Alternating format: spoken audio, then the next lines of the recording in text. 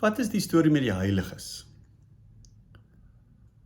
Die meeste protestantse mense, behalwe vir 'n vae bewustheid daarvan dat die Heiliges genoem word in die Bybel, is maar redelik onkundig en agnosties oor Heiliges. En vra jy hulle 'n bietjie uit, dan kan die meeste van hulle daarom vir jou sê, wel Heiliges word genoem in die Bybel, en ons as gelowiges moet heilig lewe of so iets.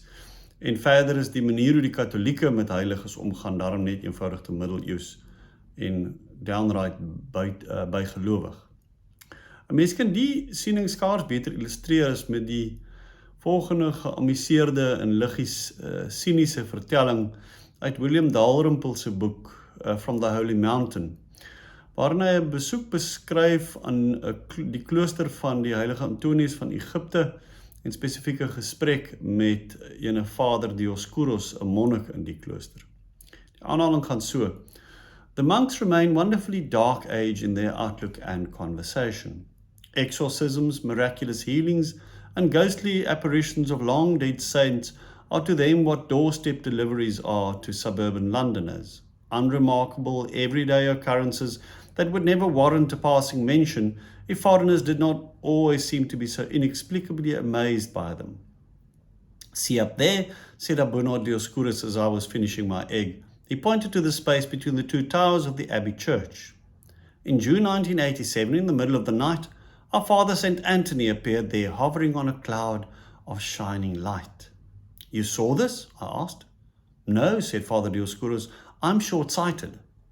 He took off his spectacles to show me the thickness of the glass. I can barely see the abbot when I sit beside him at supper, he said, but many other fathers saw the apparition. On one side of St. Anthony stood St. Mark the Hermit, and on the other side was Abuna Justus.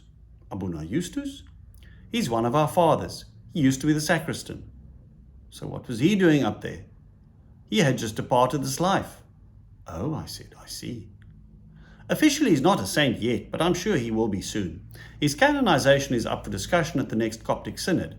His relics have been the cause of many miracles. Blind children have been made to see, the lame got up from their wheelchairs, all the usual sort of stuff. Exactly, but you won't believe this. Here Father Dioskuros lowered his voice to a whisper.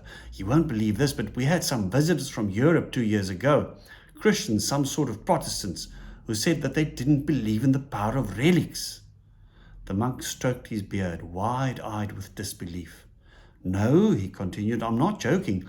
I had to take the Protestants aside and explain that we believe that St. Anthony, all the fathers have not died, that they live with us, continually protecting us and looking after us. When they are needed, when they go to their graves and pray to their relics, when we go to their graves and pray to their relics, they appear and sort out our problems. Can the monks see them? Who? Protestants? No, these deceased fathers. Abuna Justus is always appearing, said Father Dioskuros matter-of-factly. In fact, one of the fathers had a half-hour conversation with him the day before yesterday. And of course, St. Anthony makes fairly regular appearances, although he's very busy these days answering prayers all over the world. But even when we cannot see the departed fathers, we can always feel them. And besides, there are many other indications that they are with us. What do you mean? I asked. What sorts of indications? Well, take last week, for instance. The Bedouin from the desert are always bringing their sick to us for healing. Normally, it's something quite simple. We let them kiss a relic, give them an aspirin and send them on their way. But last week they brought in a small girl who was possessed by a devil. We took the girl into the church, and as it was the time for Vespers, one of the fathers went off to ring the bell for prayers. When he saw this, the devil inside the girl began to cry, Don't ring the bell! Don't ring the bell! We asked him why not. Because, replied the devil, when you ring the bell, it's not just the living monks who come into the church. All the holy souls of the fathers join with you too, as well as great multitudes of angels and archangels. How can I remain in the church when that happens? I'm not staying in a place like that. At that moment, the bell began to ring. The girl shrieked, and the devil left her. Father Dioskuros clicked his fingers. Just like that. So you see, that proves it. Die aanhaling praat oor 'n hele paar dinge. Vir die monnik is daar baie min verskil tussen die omgang tussen die lewes en die dooies. Dis reg ortodoks. Dit is nie so vir protestantse mense nie. Vandat die skolastici die onderskeid tussen die natuurlike en die bo-natuurlike bedink het dit wat as bo-natuurlik verstaan word, toenemend irrelevant geword in die weste. En die dooies is, in elk geval nie deel van die natuurlike wêreld nie. Dis 'n belangrike rede waarom die meeste protestantse mense nie vir jou kan sê waar hulle afgestorwe geliefdes nou is nie, behalwe om frases soos op 'n beter plek of iewers waar hulle gelukkig is te gebruik. Van die omgang tussen die lewes en die dooies is daar met ander woorde nie sprake nie. Kom ons kyk bietjie wat sê die Bybel hieroor. Daar word nie veel oor die lewe van die afgestorwenes in die Ou Testament gepraat nie, maar in die Nuwe Testament is daar verskeie verwysings na die lewe van mense na die dood en op 'n manier wat interaksie met die lewes veronderstel of selfs eksplisiet stel. Matteus, Markus en Lukas vertel al drie die verhaal van Christus wat vir die Sadduseërs sê dat God die God van Abraham en van Isak en van Jakob is.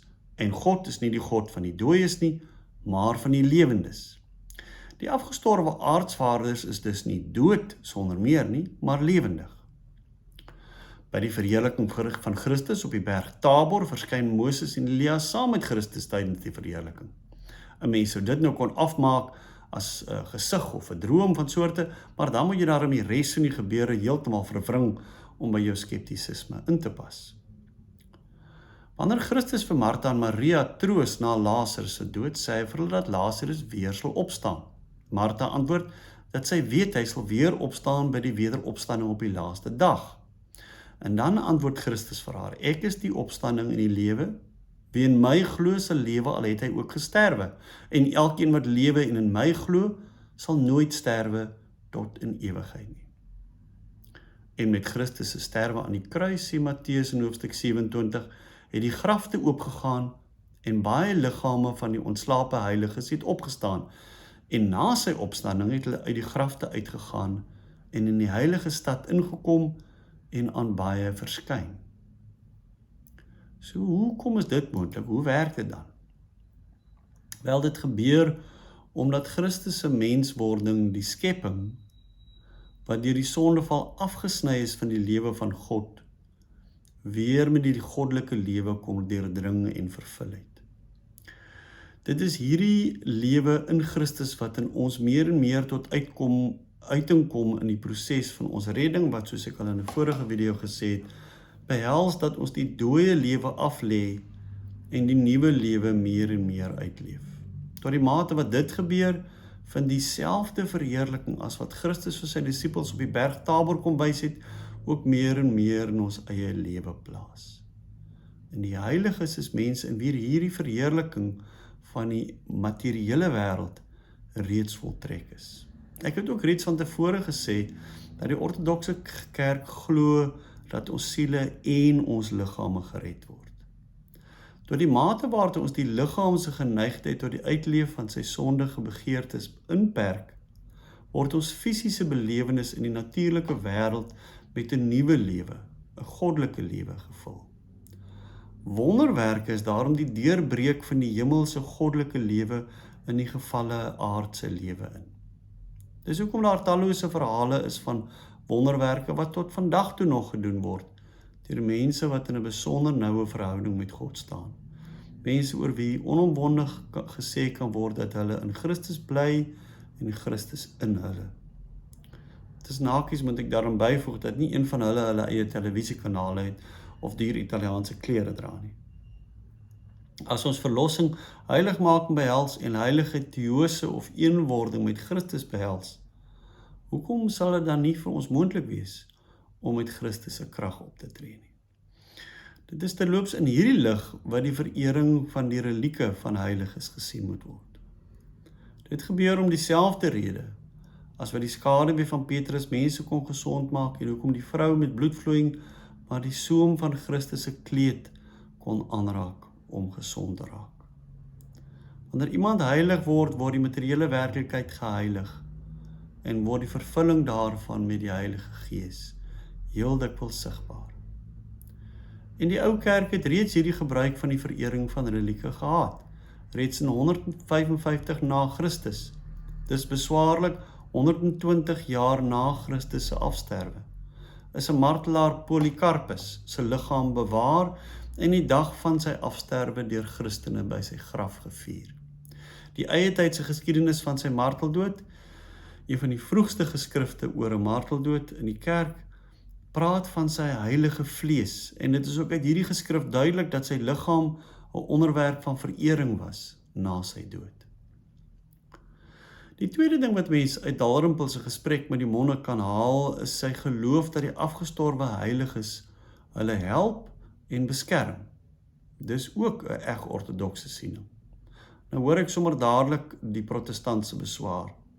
Maar hoekom is dit nodig hoekom is dit nie genoeg om vir Christus hulp te vra nie? Hoekom moet jy dan die afgestorwenes en die heiliges daarby bysleep? Vir my lê die antwoord op hierdie beswaar eintlik voor die hand. Hoekom vra die babietjie dan nie net vir Christus om melk en beskerming nie? Vir wat het sy haar ma nodig? Want God het haar vir haar ma gegee en haar ma vir haar. God gee ons mekaar om mekaar lief te hê en te help en om sy liefde te beoefen en uit te lewe. En net so die tienerseun vir sy pa en sy pa vir hom. Die student vir die dosent en die dosent om te help. En huweliksmaats vir mekaar.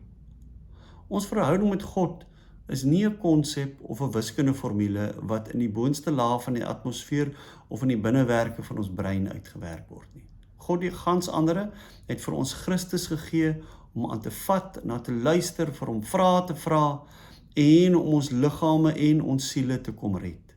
Na Christus se opstanding het hy ons vir mekaar gegee as die Gees se voete en sy hande.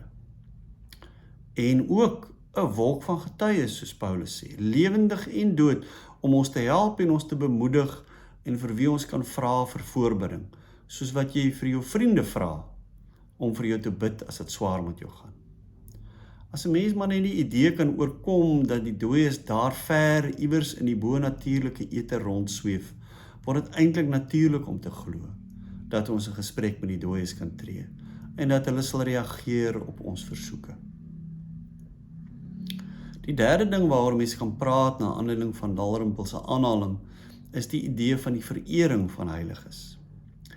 Dit was een van die groot besware van die eerste protestante, dat daar in die katolieke 'n bygelowige aanbidding van die heiliges was. Dis 'n idee wat vandag nog bestaan.